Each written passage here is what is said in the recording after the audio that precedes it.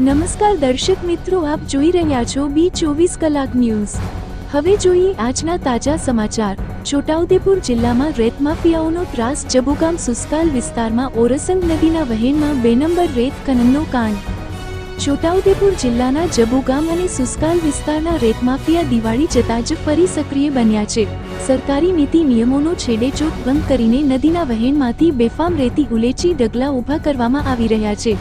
ક્યાંક નદીના કુદરતી વહેણ પર રેતીના આડબંધ બાંધીને પાણીના પ્રવાહને પોતાની મરજી મુજબ વાળવાના પ્રયાસો થઈ રહ્યા છે।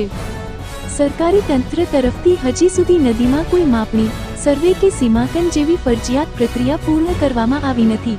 નિયમ મુજબ નદીમાં રેતી લીઝના હદનિશાન માર્યા વગર રેતી ખનન કરવું મનાય છે। છતાં આ રેત માફિયા ઓરસંગ નદીના વહેતા વહેણમાં ભૂખ્યા વરુની જેમ તૂટી પડ્યા છે। હજુ તો આ શરૂઆત છે, પરંતુ જો આ તબક્કે જ આટલું 2 નંબર રેત ખનન ચાલી રહ્યું છે તો આગળ તેનું પરિણામ શું થશે?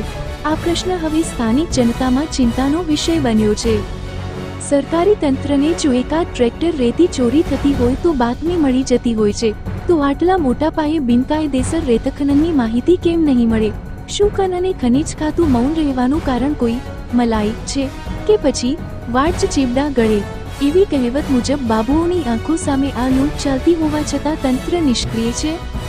સિહોર, સુસ્કાલ, કુકડાથી લઈને જબુગામ મેરિયા પુલ સુધીની ઓરસંગ નદીની કુદરતી સંપદા આજે આ રેત માફિયાઓના હાથે લૂંટાઈ રહી છે। જ્યારે સરકારી તંત્ર કુંભકર્ણની ઊંઘમાં મસ્ત છે, જ્યારે આખું તંત્ર જાડી ચામડીની નિષ્ક્રિયતા દાખવી રહ્યું છે, ત્યારે હવે સવાલ એ છે કે ઓરસંગમૈયાને આ રેત માફિયા અને રેતચોર રૂપી દુશાસનથી બચાવશે કોણ? અવનવા સમાચાર જોવા માટે અમારી B24 કલાક ન્યૂઝને સબસ્ક્રાઇબ કરો અને બેલ આઇકન જરૂરથી દબાવજો।